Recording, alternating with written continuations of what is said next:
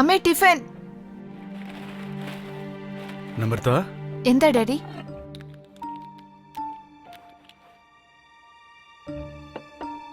നമ്രത, ഇന്നലെ തൊട്ട് നീ ശരിയല്ലല്ലോ. എന്ത് പറ്റിമോള നിനക്ക്?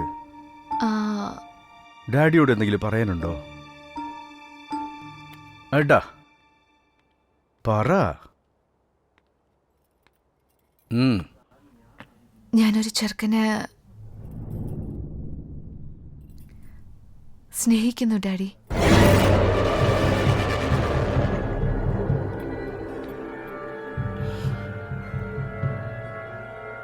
അവൻ എന്ത് പണിയെടുക്കുന്ന?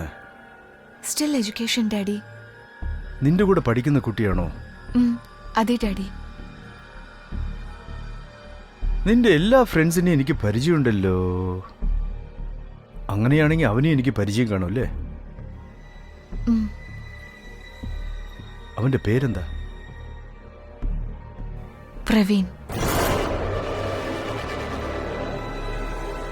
നമ്രതയുടെ അറിവിനെ കുറിച്ച് എന്റെ മനസ്സിൽ ഒരു സംശയവും ഇല്ലെങ്കിലും അവൾ ഒരുത്തനെ സ്നേഹിക്കുന്നു എന്ന് വെച്ചാൽ അവൻ എങ്ങനത്തവനായിരിക്കുമെന്ന് അവനെക്കുറിച്ച് അന്വേഷിച്ച് മുഴുവനും അറിഞ്ഞതിനു ശേഷം തന്നെ അവളുടെ അടുത്ത് അതിനെക്കുറിച്ച് സംസാരിക്കണമെന്ന് ആ സമയത്ത് എന്റെ വായടച്ച് മിണ്ടാതിരുന്നു. അവന്റെ ക്യാരക്ടർ നല്ലതല്ല, അവന്റെ കുടുംബത്തിനെ കുറിച്ച് ഈ നാട്ടിൽ ഒരാൾക്കും നല്ല അഭിപ്രായം ഇല്ലെന്നുള്ളത് എനിക്കറിയാം. എങ്ങനെ? ഞാൻ അന്വേഷിച്ചു. ഡാഡി അന്വേഷിച്ചു കാണും, പക്ഷെ എനിക്കറിയാം.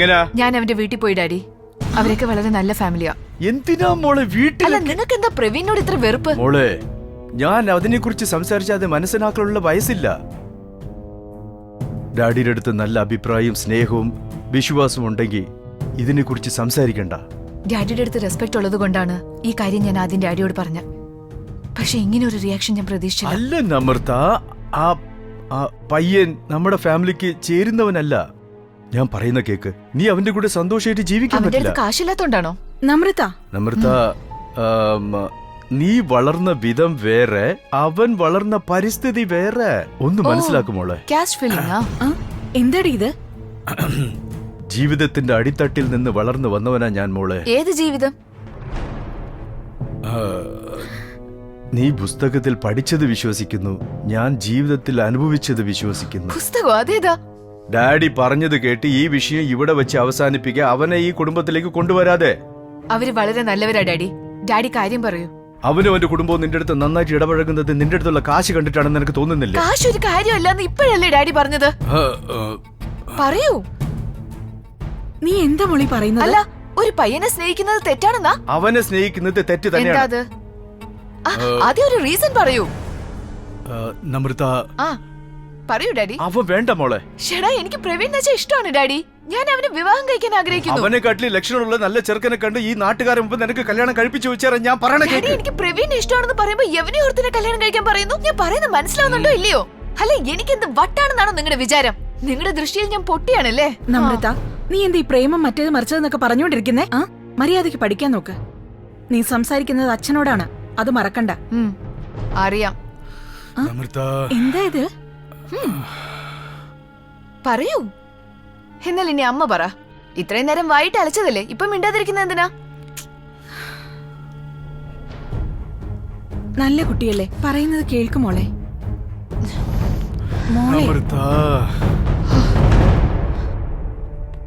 എന്താ മോളെ ഇതൊക്കെ? ഞാൻ പ്രവീൺ അല്ലാതെ വേറെ ആരെയും കെട്ടില്ല ഡാഡി.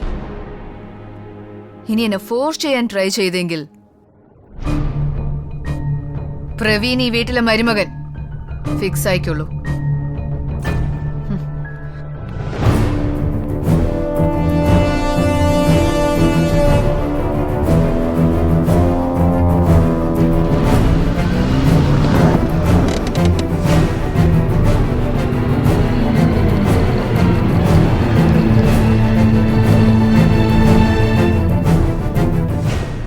അവനും അവന്റെ കുടുംബവും ഒത്തുചേർന്നു പ്ലാൻ ചെയ്ത് എന്റെ മോളെ ട്രാപ്പിലാക്കിയിരിക്കുന്നു എന്നത് എനിക്ക് മനസ്സിലാവുന്നു.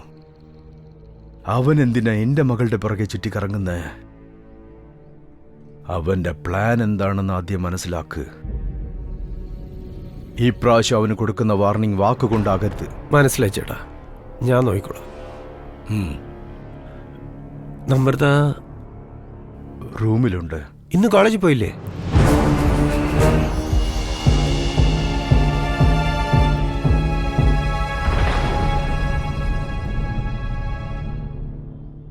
വനജ, ഉം, മോൾ ആഹാരം കഴിച്ചോ? ഉംഹും, ഇല്ല.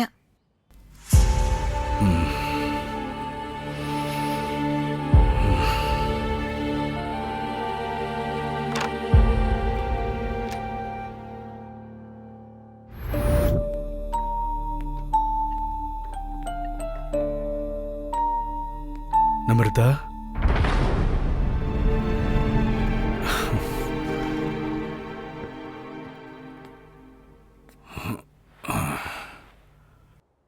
മോളെ, ആരോ ഒരുത്തിന് വേണ്ടിയിട്ട് നീ ഇങ്ങനെ പട്ടിണി ഇരുന്ന ഈ ഡാഡിക്ക് വിഷമം ഉണ്ടാവില്ലേ മോളെ?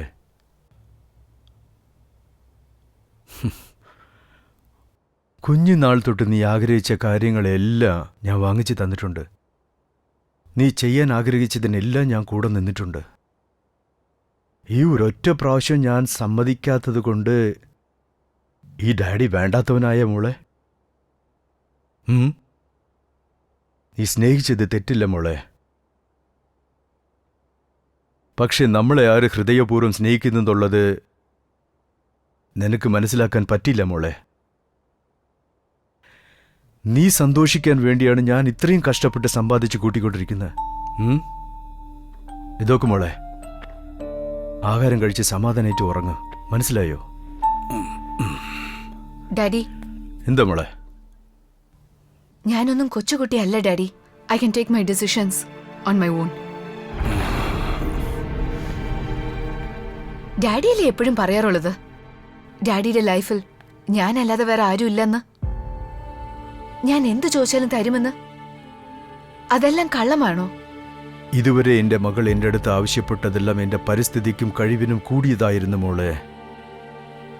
പക്ഷെ ജീവിതത്തിൽ ആദ്യമേ ഇത്രയും ചീപ്പായിട്ടൊരു കാര്യം നീ ആവശ്യപ്പെടുമെന്ന് ആലോചിച്ചില്ല മോളെ. അല്ല, ഒരു പെണ്ണും പയ്യനും സ്നേഹിച്ചാൽ എന്തിനാ ഡാഡി നിങ്ങളെപ്പോലത്തെ ഫാദേഴ്സിന് സ്റ്റേറ്റസ് ഓർമ്മ വരുന്നത്?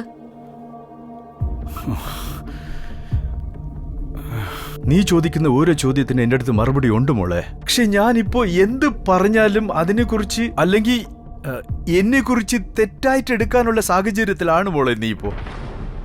നിന്നെ ചുറ്റിയുള്ള പ്രപഞ്ചം ഇത്രയും മനോഹരമായിരിക്കുന്നതിന് കാരണം അത് ഞാൻ നിനക്ക് വേണ്ടി ഉണ്ടാക്കിയത്. നീ ഒരൊറ്റ ദിവസം പുറത്തു പോയി നോക്ക്, ഒരു മിനിറ്റ് പോലും ജീവിക്കാൻ പറ്റില്ല. ഡാഡി പറയുന്ന ഒന്ന് കേളും മോളെ. എടാ, നീ സന്തോഷമായിട്ട് ഇരിക്കും. എനിക്ക് ഇപ്പോഴിപ്പോഴാ മനസ്സിലാവുന്നത് ഡാഡി, എന്റെ ലൈഫ് ഞാൻ ആഗ്രഹിച്ചതുപോലെയാണെന്നാ വിചാരിച്ചിരുന്നത്. എന്നാൽ എനിക്കറിയാതെ എന്റെ ലൈഫ് ഡാഡി ആയിരുന്നു നിർമ്മിച്ചുകൊണ്ടിരുന്നെന്ന്.